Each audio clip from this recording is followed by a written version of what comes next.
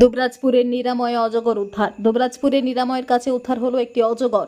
প্রায় 7 ফুট লম্বা এই অজগর। বর্তমানে অজগরটি সম্পূর্ণ সুস্থ রয়েছে। জানা যায়, কুইটা গ্রামের নাজমুল মণ্ডল নামে এক ব্যক্তি দুবরাজপুর যশপুর রাস্তায় নিরাময়ের কাছে একটি অজগরকে পিচ রাস্তা পারাপার করতে দেখে প্রথমে ঘাবড়ে যান।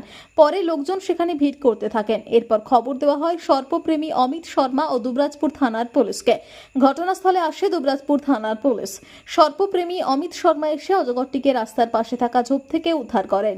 তবে অজগরটিকে বন দপ্তরের সহায়তায় অনুকূল পরিবেশে ছেড়ে দেওয়া হবে বলে জানান সর্পপ্রেমী অমিত শর্মা। আমাকে ফোন করেছে নাজমুল মণ্ডল। ফোন করার মাত্রই আমি জানতে পারলাম যে একটা অজগর সাপ বের হয়েছে। আমাকে ফটো করলো হোয়াটসঅ্যাপে।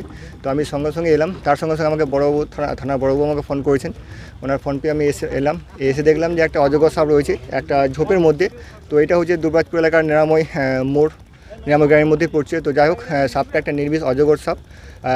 অজগর সাপ দেখে আতঙ্কিত হবেন না, কারণ এই সাপটা বিষ নেই বা চট করে দেখা যায় না, গভীর জঙ্গলের সাপ। তো যখনই সাপ দেখতে পাবেন অবশ্যই ফরেস্ট অফিসে ফোন করবেন। হয়তো সাপকে মারবেন না, কারণ সাপ একটা পরিবেশে উপকারী জীব।